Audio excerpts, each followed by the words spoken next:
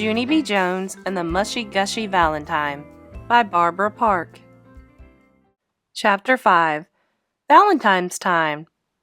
Valentine's Day came on Friday. And guess what? My grandma Helen Miller bought me a special Valentine's outfit, and it matched my heart antennas very perfect. That day at school, I skipped all around room 9, 'cause I was a treat for the eyes, I tell you. Finally, I sat in my seat, and Mrs. took attendance. And guess what? Nobody was absent, 'cause who wants to miss a party? That's why. After attendance, Mrs. put on a special Valentine's apron. It had a big heart pocket in the front. Then Mrs. filled the heart pocket with Valentine's cards from the box, and she delivered them to all of the children. And wait till you hear this. The very first Valentine was delivered to me, to Junie B. Jones, and it said my name right on the envelope. Yahoo! I shouted, real thrilled. I am first again, Mrs. Yahoo! Yahoo! After that, Mrs. kept on delivering cards until the whole Valentine's box was empty. Then all of us got to open up our cards, and it was as fun as a birthday party, I tell you. After Lucille finished opening her Valentines, she called Grace to our table. Come here, Grace. Come here and bring your Valentines. Then you and I can count our cards, and we'll see who got the most from the boys, she said. Grace came over. She seemed kind of nervous. Well, okay, here it goes, she said. Then Grace put all of her Valentines in front of me and Lucille, and she counted them one by one. Pretty soon, Grace wasn't smiling anymore. Rats, I knew I shouldn't have come over here, she said. Lucille grinned a teeny bit. Why, Grace? She asked. How many did you get? You have to tell me, Grace. How many? Grace did a big sigh. I only got 17, she said. I only got one card from every person, and that's all. No extras. Lucille's face lighted up very bright. She flipped her hair all around in the air. Gee, I am sorry to hear that, Grace, she said. Well, I suppose I should count mine now. After that, Lucille counted her cards in front of me and Grace.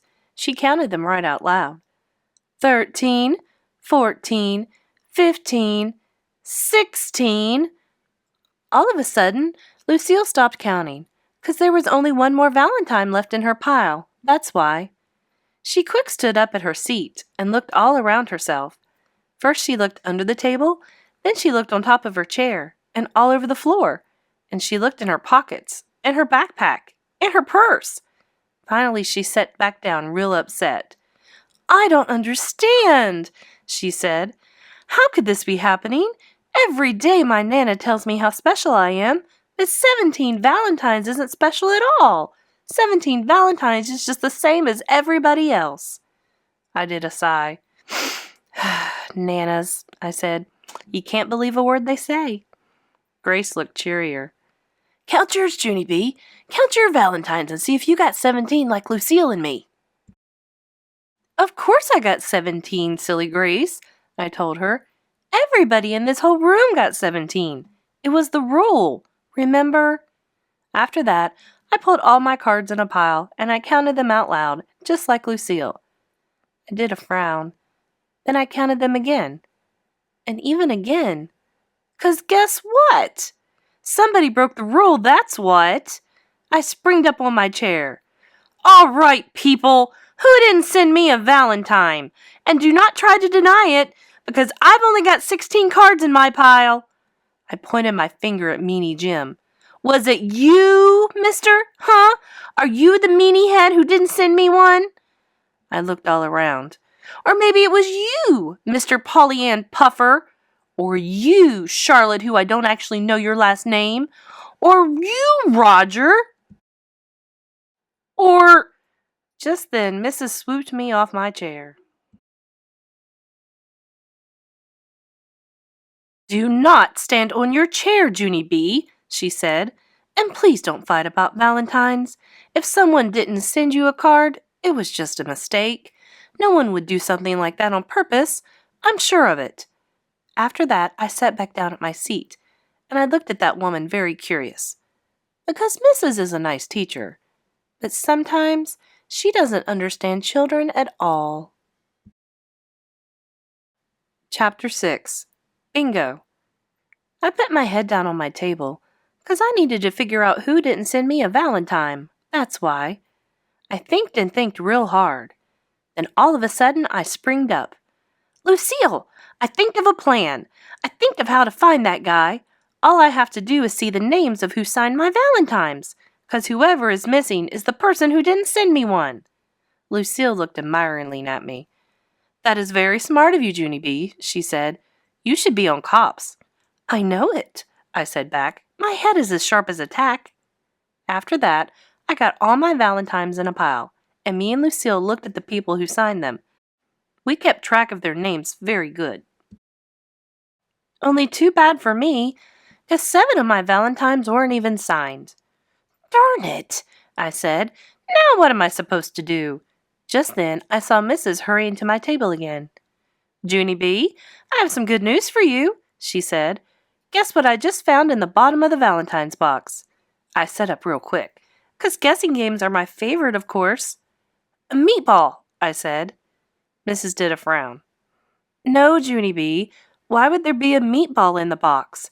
Think about it. What have people been putting in the valentine's box all week? Valentine's cards, I said real smart. Right, she said. And how many valentines did you get today? 16, I told her. Yes, she said. You were missing one, weren't you? And so what do you think I found in the bottom of the box just now? This time I thought my hardest. A meatball, I said. Mrs. rolled her eyes up at the ceiling. Then I looked up there too, but I didn't see anything. Finally, Mrs. pulled a giant envelope from behind her back. No, this, Junie B, she said. This is what I found in the bottom of the box. I found this big envelope, and it's addressed to you. My mouth came open very shocked. Then all of a sudden, I clapped my hands very thrilled. Hey, wait a second here. Maybe this could be my missing valentine. Mrs. looked funny at me. Bingo, she said kind of soft. Yes, I shouted. Bingo, bingo, bingo. After that, I jumped up and down, and I danced all around, because nobody broke the rule after all, and that was very nice of them. After I finished dancing, I opened up the envelope, and it was the beautifulest card I ever saw. It had lace and hearts all over the front, and a purple ribbon was weaved all around the edge.